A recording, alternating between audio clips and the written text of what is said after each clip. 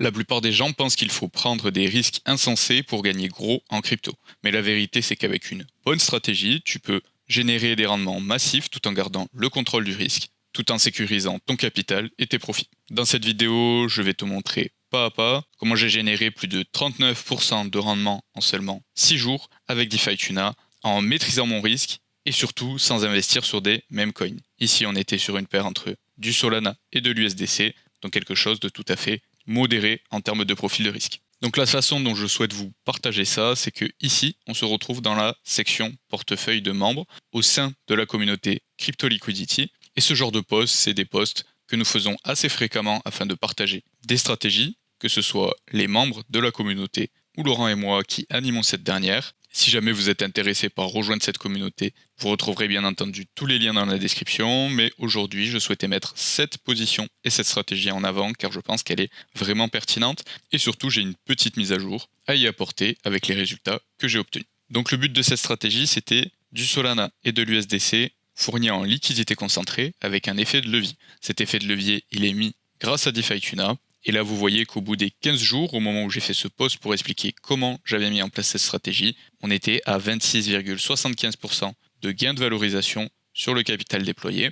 On va voir ensemble comment cette stratégie se décompose et quel est son point de départ. Donc comme évoqué, c'est une stratégie de liquidité concentrée avec un effet de levier en utilisant DeFi Tuna. L'idée, c'est d'ouvrir une position juste après une correction de marché, à un moment où je pensais que le Solana avait trouvé un niveau plus bas local. J'avais déjà appliqué des stratégies similaires par le passé sur du Bitcoin USDC, comme vous pouvez le voir ici, où j'avais profité de plus de 13% d'appréciation en un peu plus de 2 semaines grâce à cette stratégie équivalente. Ici aussi, un peu plus de 2 semaines pour faire plus de 13% de bénéfices. On reste quand même sur une exposition à du Bitcoin et de l'USDC, donc encore une fois, un profil de risque très modéré. Donc clairement, les objectifs de la stratégie, c'est de capturer des frais de trading et de transaction durant la phase de remontée du prix, utiliser du levier en empruntant des stablecoins à 100% pour amplifier le rendement et profiter d'un long synthétique sur l'actif volatile. Dans l'exemple que je vous montre aujourd'hui, c'est le Sol. Sur certaines de mes positions précédentes, c'était du Bitcoin. Car en empruntant à 100% des stablecoins pour déployer ensuite ces stablecoins dans la pool de liquidité, car cet effet de levier, il est directement sur notre stratégie en liquidité. Ça nous permet de venir nous exposer à l'actif volatile, dans notre cas le Solana, au sein de la pool de liquidité, là où 100% du capital que nous avons emprunté était en stablecoin. Ce qui fait que si notre conviction est la bonne et que le Solana continue à remonter en prix, au moment où nous fermons la position, nous allons donc en même temps rembourser notre emprunt pour l'effet de levier. La valeur de cet emprunt, lui, n'aura pas bougé étant donné qu'on a emprunté à 100% en stablecoin. En revanche, la valeur du capital dans la pool de liquidité, si le prix du Solana a monté, ce dernier a monté également. Donc l'allocation et la mise en place, c'était une paire sur Solana USDC. La plateforme que j'ai utilisée, c'est DeFi Tuna pour pouvoir avoir les fonctionnalités de levier, de lower limit, upper limit et également de réinvestissement automatisé. L'effet de levier lors de l'ouverture, je l'avais défini à 3,25 fois, comme évoqué, avec un emprunt à 100% en USDC. Et donc à l'époque, j'avais déposé à peu près 2000$ avec un prix d'entrée autour des 198 et une fourchette de prix assez large, car j'étais un petit peu incertain du sens dans lequel ça allait aller, même si j'étais assez confiant que au moyen terme, ça allait remonter. Comme évoqué, on emprunte à 100% en USDC pour profiter au maximum de la remontée du Solana et avoir un effet de long sur le marché. Les ajustements que j'ai effectués sur cette stratégie, c'est d'ajuster mes lower limit et upper limit. En effet, l'avantage de cette plateforme DeFi Tuna, c'est qu'on peut définir des bornes de fermeture automatique de notre position qui sont appelées lower limit et upper limit et ça marche au final comme des stop loss et take profit. Ici, si on regarde la position que j'avais définie, on peut voir que on a le haut de ma fourchette de prix vers les 260$, le bas de ma fourchette de prix vers les 166. Le prix d'entrée, c'est EP Entry Price juste ici, qui était aux alentours des 198$. Et ensuite, on va avoir cette borne rouge qui est la borne de liquidation partielle de notre position, étant donné qu'on a un effet de levier, donc on s'expose à un risque de liquidation. Et après, les bornes rouges et vertes, LL pour lower limit et UL pour upper limit, ce sont notre take profit et notre stop loss. Et on va pouvoir les ajuster de façon dynamique durant la vie de la position. Et c'est là tout l'intérêt. Au début de ma position, j'avais mis une lower limit proche du bas de ma fourchette, histoire d'éviter à tout prix la liquidation et de définir un stop loss avec lequel j'étais confortable, c'est-à-dire la perte maximum que j'étais prêt à encaisser. Et au fur et à mesure que le prix monte au-dessus de mon prix d'entrée, je viens ajuster dans un premier temps ma lower limit au prix d'entrée, afin de m'assurer que quoi qu'il arrive, à partir de ce moment-là, ma position sera clôturée en bénéfice, car si le prix du Solana revient à mon prix d'entrée, ma position est fermée automatiquement, donc je récupère tout le capital que j'avais investi initialement sans aucune perte, mais en plus de ça, je garde tous les frais de transaction qui ont été générés pendant que ma position était active. Et ensuite, encore mieux, quand le prix continue à monter, comme ici sur cette capture d'écran, on était vers les 234 $, j'ai pu commencer à remonter ma lower limit et donc ma stop loss donc de plus en plus haut, largement au-dessus de mon prix d'entrée. Là, sur cette capture d'écran, on était vers les 220 $, et donc c'est ce qui m'a permis de m'assurer que je serai en bénéfice, non seulement grâce à l'appréciation du prix, mais en plus grâce au rendement. Donc c'est là tout l'intérêt de cet outil DeFi Tuna qui permet de définir ses stop loss et ses take profit. Autre fonctionnalité et outil assez intéressant sur DeFi Tuna que j'ai utilisé, c'est l'auto-compounding, donc le réinvestissement automatique des rendements, ce qui permet de profiter des intérêts composés et d'encore accroître la profitabilité de la stratégie. Il y a deux options quand on active l'investissement automatique sur DeFi Tuna, c'est soit de garder le levier que nous avons appliqué sur notre position à l'origine, c'est-à-dire, dans mon exemple, j'avais un levier de 3,25 fois, et donc si je collecte 10 $ de frais de transaction, que je les réinvestis dans la position, si je sélectionne cette option, ça réappliquerait également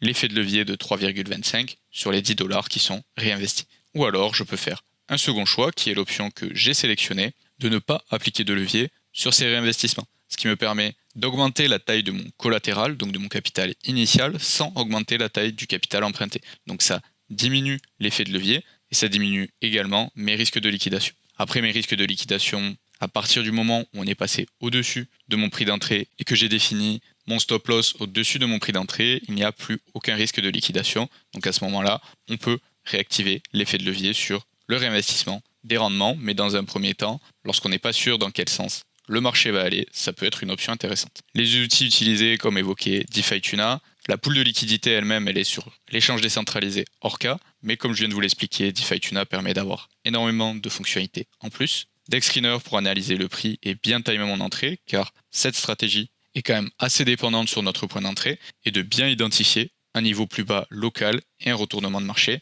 Et enfin, j'ai utilisé Metrix Finance pour simuler mes rendements et visualiser ma fourchette de prix sur un horizon pertinent. Les résultats après 15 jours, je vous les avais partagés dans la capture d'écran. On avait 114 $ de frais collectés, soit un APR d'un peu plus de 100%. Des profits latents de plus de 500 $ quand on prend en compte les frais et l'appréciation, et l'effet de levier qui a baissé de façon organique et qui a donc réduit mon risque. Donc ici, quelques petites réflexions de ce que j'en ai tiré. Donc ça a bien marché parce que mon timing d'entrée était bon.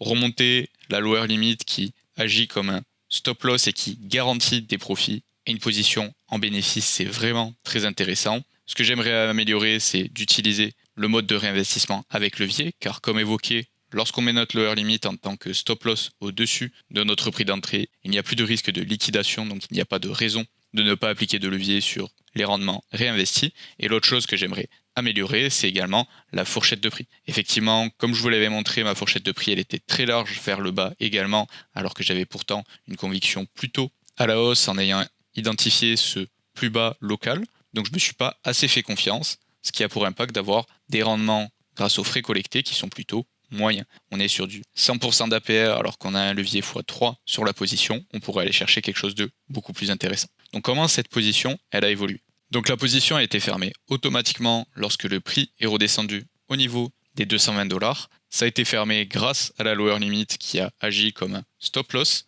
et qui m'a garanti mes profits. Les résultats, au final, on est sur mon investissement initial récupéré avec un profit net par-dessus de 18,12%, soit 378,34 $. Quand on regarde la durée de la stratégie, on est sur 20 jours et 23 heures, donc quasiment 21 jours. Donc en 21 jours, 18,12% de profit, c'est à peu près 315% de rendement annualisé sur cette stratégie. Et pourquoi je prends en compte sur les rendements de la stratégie également l'appréciation du capital, car on a cet effet de longue grâce au levier qui vient énormément améliorer la profitabilité de ma stratégie, car si on regarde à faire du hold, je suis rentré à $198,45, je suis sorti à $220. Donc normalement, on n'aurait profité que de 10% de bénéfices. Ici, on a 8% en entier de plus en seulement 21 jours, avec un mélange de l'effet de levier et des frais que nous avons collectés. Donc une stratégie très profitable. Et encore, ici, comme je vous l'ai montré, mes frais n'étaient pas très optimisés à cause de mon bas de fourchette qui était très large. Donc vous vous dites peut-être que 18% en 21 jours, c'est des résultats très intéressants, mais est-ce que ça marche vraiment et est-ce que c'est une stratégie qui est répétable? Eh bien oui, car tout simplement, je l'ai répété en créant une nouvelle position entre du Solana et cette fois de l'USDT, mais avec toujours le même principe sur DeFi Tuna. Donc là, je suis venu ouvrir une position avec un point d'entrée à $195, où j'avais identifié de nouveau un bottom local. En apprenant de mes erreurs, j'ai défini un bas de fourchette beaucoup plus serré, à moins 4% environ de mon prix d'entrée.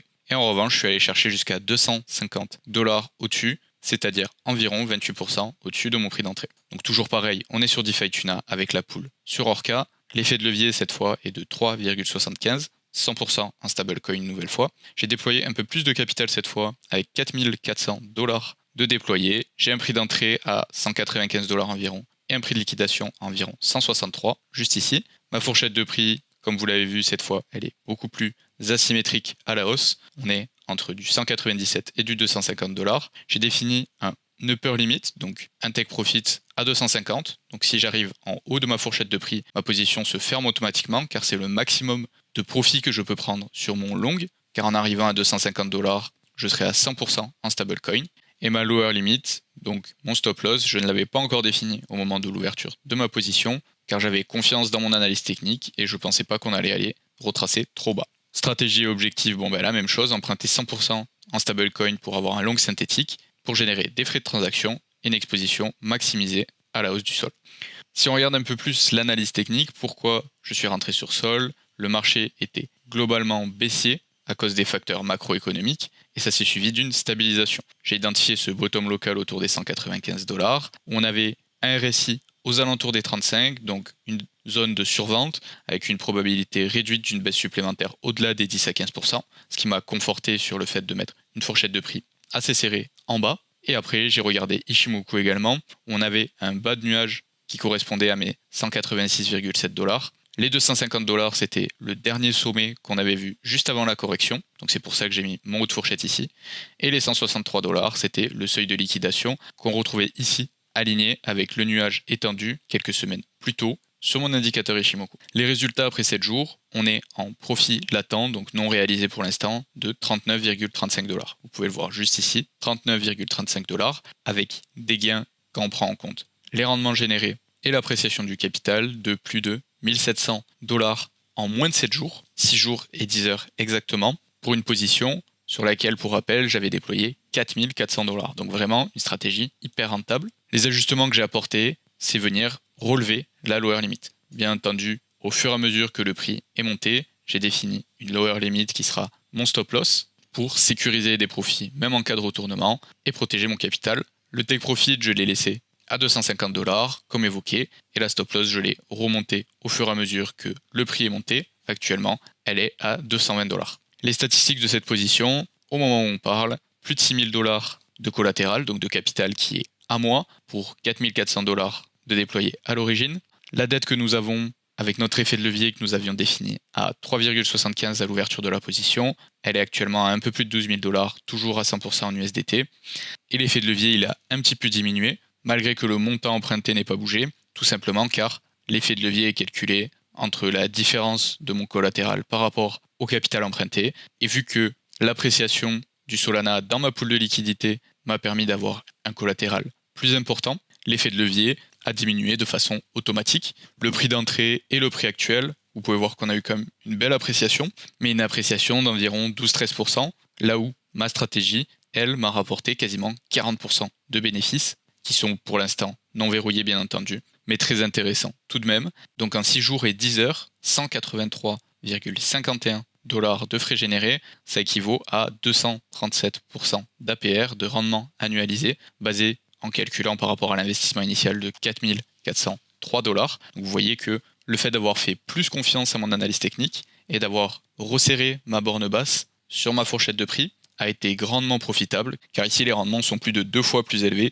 que sur ma première position. Donc si vous aussi vous voulez apprendre à mettre en place ce genre de stratégie pour faire travailler votre capital à votre place, et également être au courant des dernières stratégies et des dernières plateformes que nous utilisons, afin de profiter des meilleures opportunités et de savoir mettre en œuvre des stratégies rentables et pérennes, je t'invite à utiliser le premier lien dans la description afin de réserver un appel gratuit avec moi pour discuter de tes objectifs et de comment nous pouvons t'aider à les atteindre grâce à la communauté Crypto Liquidity. Maintenant, ce genre de stratégie, c'est exactement ce que j'intègre à ma roadmap d'investissement complète. Et si vous voulez voir comment je déploierais 25 000 $ en DeFi aujourd'hui si je venais à devoir recommencer, je vous invite à regarder la vidéo précédente qui s'affiche à votre écran.